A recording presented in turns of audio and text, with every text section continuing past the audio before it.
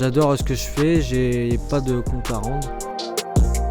Il est même pas 11h, j'ai l'impression qu'on a vécu 3 journées. Je voulais être dans le lait parce que c'est plus technique.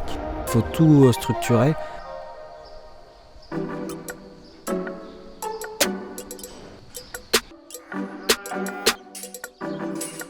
Bonjour Jérémy et merci de nous recevoir chez toi.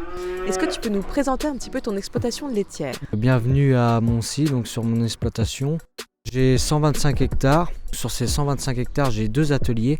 J'ai un atelier lait avec 55 vaches et 730 000 litres de lait à produire par an. Et j'ai un atelier céréales d'environ 70 hectares.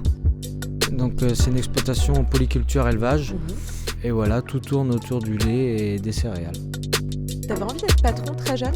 Ah oui, je voulais investir le plus vite possible. On est arrivé à 6h15 et il est même pas 11h, j'ai l'impression qu'on a vécu 3 journées. Ta routine, elle ressemble à quoi ? Tu te réveilles à quelle heure en général ? Vu que je suis équipé d'un robot de traite, ça joue entre 6h et 7h on va dire. Et ensuite, je m'occupe de mes vaches en arrivant.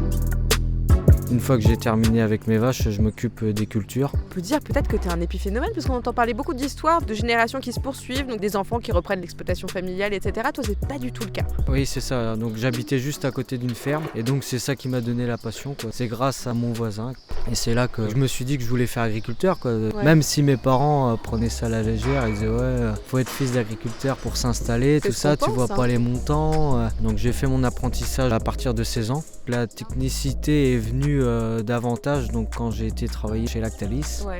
Donc j'étais conducteur coagulateur, donc c'est un poste qui consiste à diriger la transformation du lait en caillé. Donc c'est un poste très technique. Et donc du coup ça m'a donné encore plus le goût à être technique et j'étais un peu formaté, un peu comme ça. Parce qu'en plus là t'es très jeune, tu démarres ta carrière à un très jeune âge quoi. Oui, je me suis installé à 23 ans. Ouais. Mais je voulais une ferme avec du potentiel. Donc, Ça veut dire quoi une ferme avec du potentiel ? je voulais une ferme avec un bon troupeau génétique. Donc mon associé a toujours travaillé avec de la génétique. Donc le potentiel était là sur le troupeau.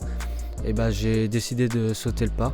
Et puis je me lance dans l'aventure, quoi. J'ai repris la moitié des parts. Et donc au bout de 2 ans qu'on sera ensemble, là il part en retraite.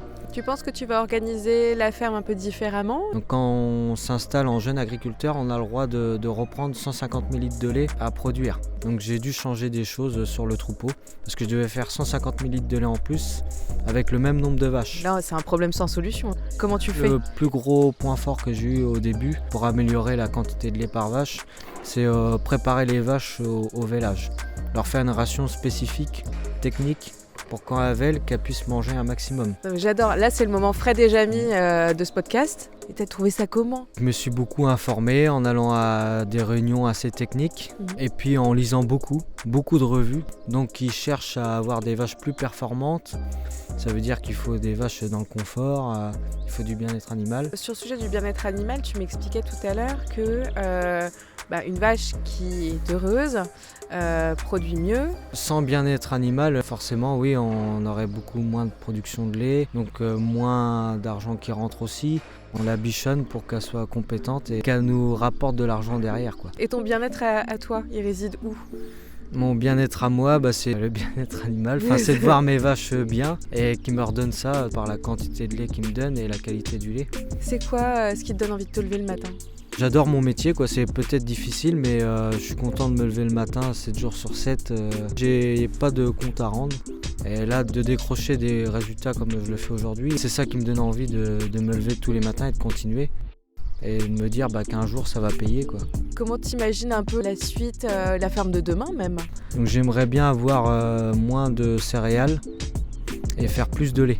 Oui, parce que tu fais plus d'argent sur le lait ? Je fais plus d'argent sur le lait que les céréales. Pas à l'heure. À l'heure, c'est les céréales qui sont plus rentables parce qu'on y passe beaucoup moins de temps. Les vaches, en fait, c'est plus rentable, mais il ne faut pas compter ses heures.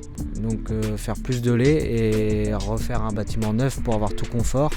Les investissements, c'est à ces endroits-là. Tout à l'heure, tu me parlais d'une machine, des objets modernes qui viennent complètement bouleverser ton métier de producteur. Alors oui, ça me permet d'économiser beaucoup de temps. Parce que ce qu'il faut se dire, c'est qu'il y a entre 40 et 50 ans, dans les fermes, ils travaillaient beaucoup en couple. Donc les deux étaient toujours ensemble sur la structure. Aujourd'hui, maintenant, il y a une personne sur la structure et le mari ou la femme travaille à l'extérieur. Ce qui est ton cas Moi, c'est mon cas aujourd'hui, ouais. donc il faut réussir à se dégager du temps pour passer du temps aussi avec la famille, quoi. Est-ce qu'il y a des clichés qui t'agacent un peu sur le milieu agricole? On nous traite de pollueurs alors que c'est nous qui entretenons la nature. On fait tout pour moins polluer. On a toujours ce cliché-là quand même, quoi. Prochain step, c'est la formation, quoi.